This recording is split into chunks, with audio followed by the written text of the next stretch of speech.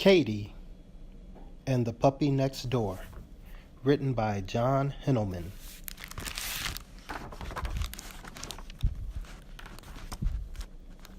One morning, at breakfast time, Sarah Ann said, "Guess what, Katie? Our new neighbors, Elizabeth and Ruby, are coming over." Katie did not know who they were, but she wagged her tail politely.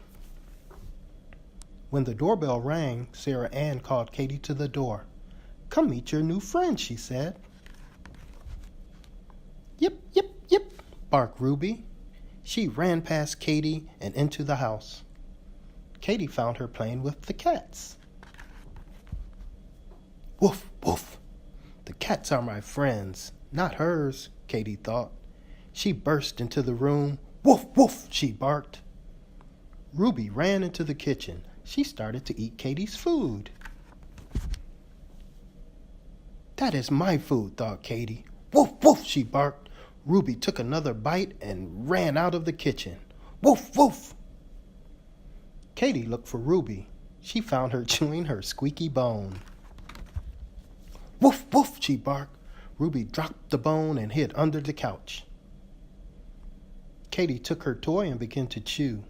She didn't feel like playing with it, but she didn't want Ruby to have it either. Sarah Ann came into the room. "Oh, Katie," she said, "you should share your things with your friends. That's what makes having friends fun." Elizabeth picked up Ruby and took her home. The next week, Sarah Ann said, "Katie, Elizabeth and Ruby are coming over again today. Please try to share your things." Katie left the room and lay down on her pillow. She did not want to share her things. They were her things. Later, Katie heard noises in the other room. Ruby was playing with the cats. "Woof," barked Katie. She was about to burst into the room and chase Ruby away. She tried to hold herself back. She tried very hard. Then she lay down on the floor and watched.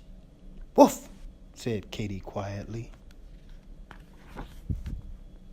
Ruby ran into the kitchen and started to eat Katie's food. "That's my food," thought Katie. She was about to chase Ruby away from her bowl. She tried to hold herself back. She tried very hard. Then she lay down on the floor and watched Ruby eat. Katie grumbled quietly. Ruby ran out of the kitchen. Katie heard squeak, squeak, squeak from the other room. Ruby was playing with Katie's squeaky bone. Katie wanted to take it away from Ruby. She tried to hold herself back. She tried very hard. Then she lay down on the floor and watched Ruby chew on her toy. Katie sighed. Ruby walked over to Katie and dropped the toy in front of her.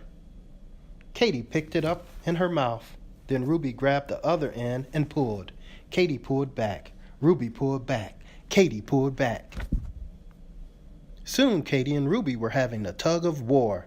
"This is fun," thought Katie as she spun in circles. Katie dropped the toy and ran around and around the room. "Arr!" she howled. "Arr! Yip, yip!" Ruby chased her. "Yip, yip, yip!" she barked. They chased each other through every room in the house. Soon they were thirsty and tired. Lap, lap, lap went their tongues as the two dogs drank side by side. Katie walked over to her pillow and plopped down with the cats. Ruby watched her. Katie moved over to make room for her new friend. The end.